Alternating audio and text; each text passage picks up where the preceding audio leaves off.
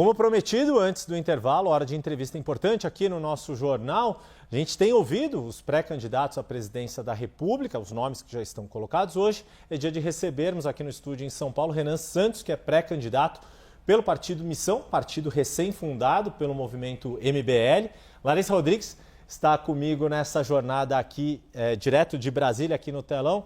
Pré-candidato, vou chamá-lo assim, muito bem-vindo aqui, um prazer recebê-lo, como a gente tem tido essa oportunidade de ouvir os candidatos. Quero começar, já que estamos há 2 dias de uma semana, 2 dias depois de um evento político importantíssimo que aconteceu, dado o ineditismo, a rejeição de um nome indicado ao Supremo Tribunal Federal, e com essa perspectiva de que, eventualmente, esta vaga só seja preenchida quando um novo presidente for escolhido.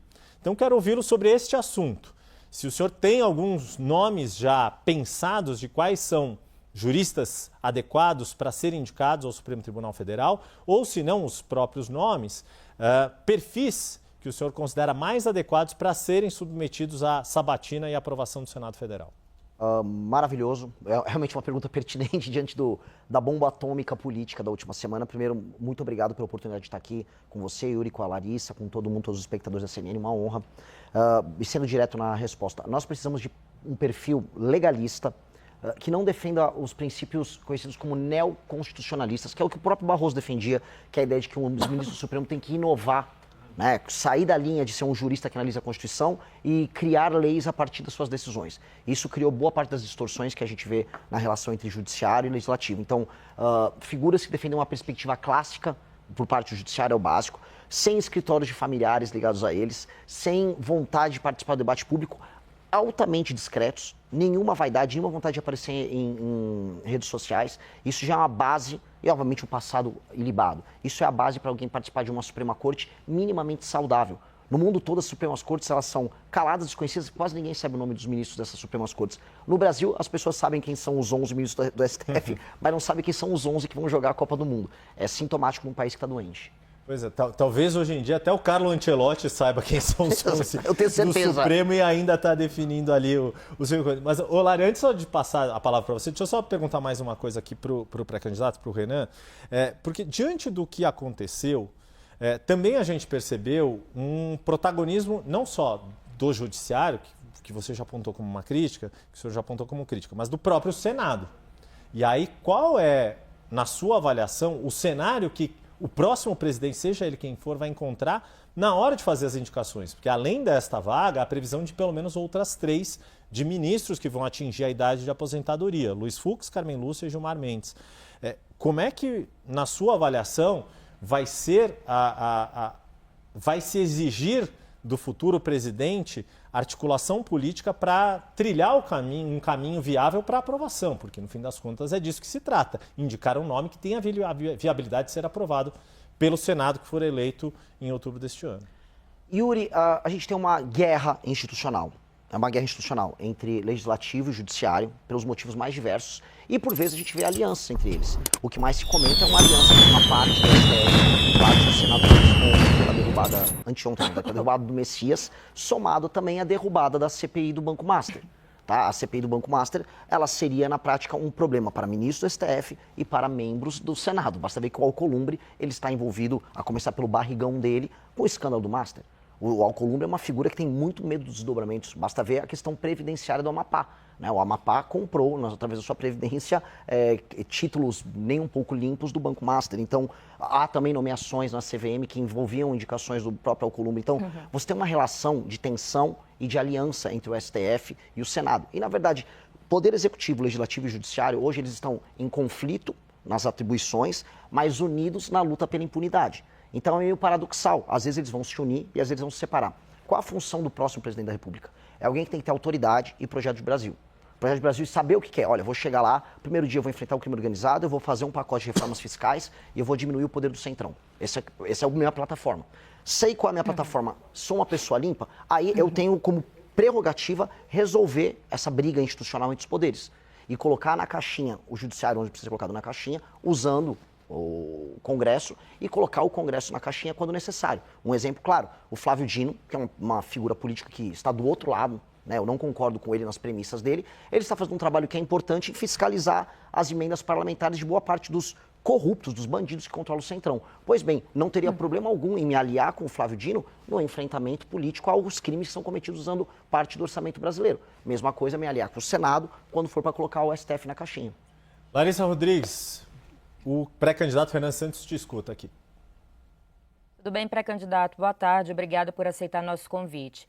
O senhor tem uma força muito grande nas redes sociais, né? Muitos seguidores e tem sido o seu principal canal de comunicação com o eleitor. E eu gostaria de saber como o senhor pretende chegar às pessoas que não usam muito esse canal, as pessoas mais velhas, que não têm redes sociais.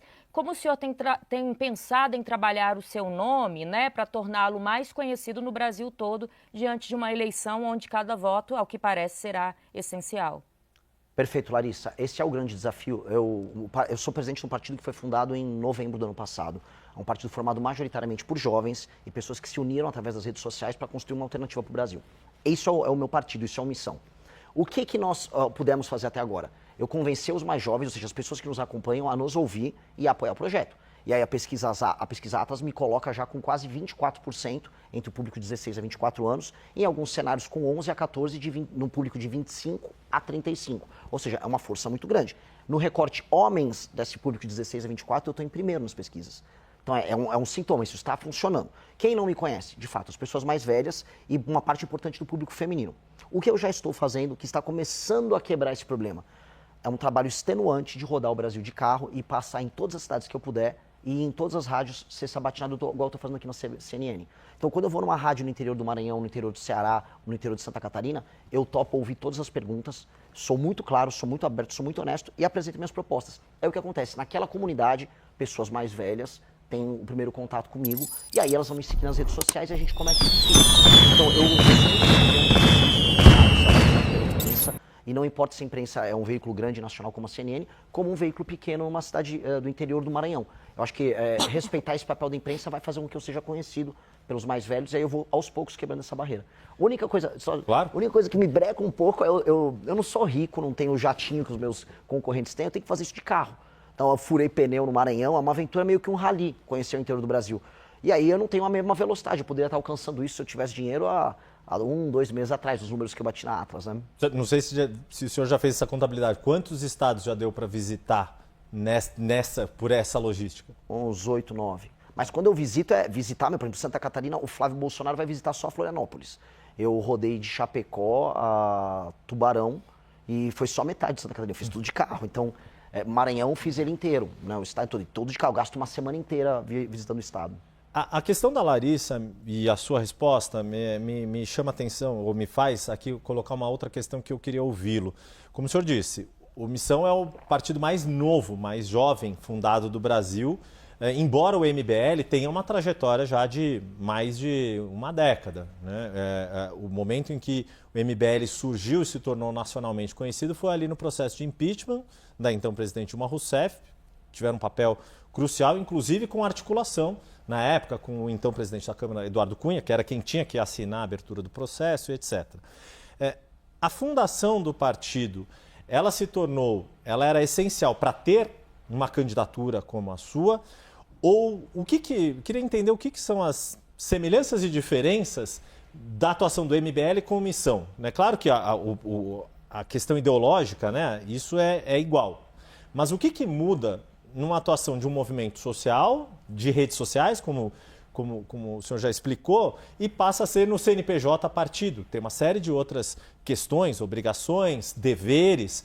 E quais são os objetivos do Missão? É crescer igual os demais partidos, no sentido de poder ter acesso a fundo partidário, tempo de campanha na televisão, ter essa participação institucionalizada como os demais partidos?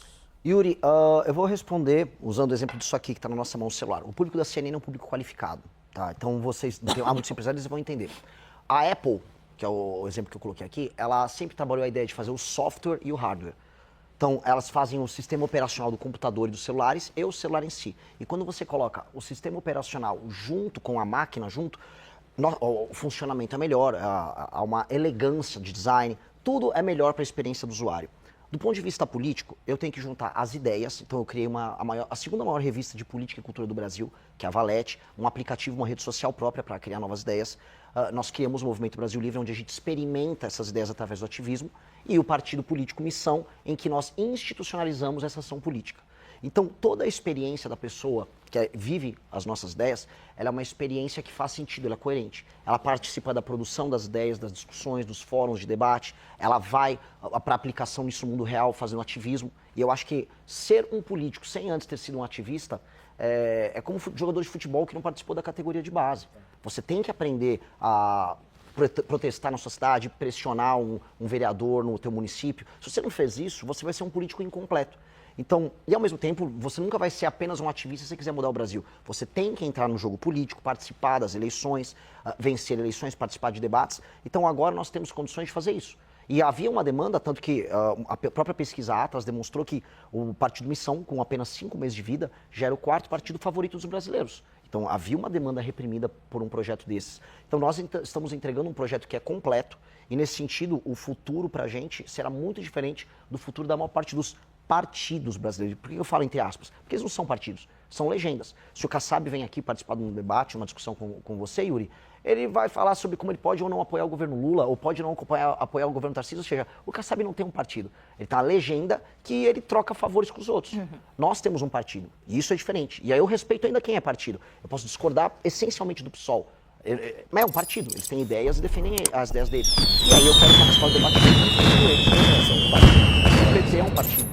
O PT é um partido de verdade, é um partido corrupto, é um partido com práticas criminosas ao longo da história dele, mas ele é um partido, ele defende teses, defende ideias, é oposição aos adversários dele. Agora, eu falar que MDB, PSD, PL, PP, União Brasil são partidos, isso é piada. Tanto que no Maranhão eu visitei cidades que eram administradas por todos eles e todos faziam campanha por Lula. Entendeu? Então qual o sentido disso? Não tem sentido. Lari? Pré-candidato, a gente estava aqui, abrimos, né, as nossas perguntas sobre as pautas do dia a dia. Eu queria voltar um pouquinho nesse assunto. Principalmente a pauta que deve dominar os próximos dias, até as eleições, que tem sido uma bandeira do Palácio do Planalto, ali dentro do Congresso Nacional também, que é o fim da escala 6x1. Eu gostaria de saber qual a opinião do senhor, né, enquanto pré-candidato, se tem partes que lhe agrada ou não, e como tem sido aconselhado também os deputados e senadores, não necessariamente do partido, que é um partido novo, mas que, né, do antigo MBL, que andam junto com o senhor nessa esfera política, digamos assim.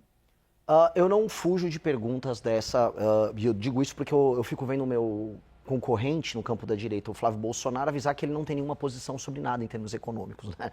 E lógico, ele tem medo de perder voto e isso trai o eleitor dele. O Flávio Bolsonaro não tem coragem de falar sobre isso. Nós somos contra essa alteração à lei e eu aviso para o trabalhador que está assistindo essa entrevista, você está sendo enganado. A discussão não é se você vai trabalhar mais ou menos recebendo o mesmo dinheiro. A discussão é se vai passar um projeto e aí você não terá mais o seu emprego. É basicamente isso. Porque nós já temos um país que está fora das cadeias globais de produção. Ou seja, as empresas brasileiras estão sendo tiradas dos processos internacionais de fazer um carro, de fazer um equipamento para um celular. A gente está ficando isolado e estamos primarizando a economia. Ou seja, a gente está vendendo soja, minério de ferro. Nós estamos ficando um país com empregos que pagam menos. Em vez de a gente gerar mais produtividade e capacidade de competir com o mundo, nós diminuímos isso. Então, nossos juros é super alto, a gente cobra um monte de imposto e a gente ilude o trabalhador. Olha, você pode trabalhar menos e ganhar a mesma coisa. Eu vou avisar o trabalhador. É mentira. É mentira. Estão te enganando, estão te enrolando. O Lula está fazendo isso. Igual ele falou que a taxa da blusinha não ia aumentar o preço das mercadorias, só para ele ganhar o voto, te iludindo na eleição e vencer a eleição. E a direita, que deveria ser corajosa, fazer oposição, não tem coragem de enfrentar. Aí, muito provavelmente, eles vão votar favorável. Ainda vão avisar assim, olha, não caímos no truque do PT. Só que milhões de pessoas podem perder emprego, empresas brasileiras podem perder competitividade, o empresário brasileiro perde força, mas em compensação a direita não caiu no truque da esquerda. Eu não consigo acreditar nisso. Eu não consigo acreditar numa política que não seja, assim, brutalmente honesta e sincera. Então eu posso perder votos com o que eu estou falando aqui, mas eu prefiro perder o voto, falando a verdade, do que ganhar o voto e depois eu ter que fingir que eu meti o louco no período eleitoral. Eu não acredito nisso.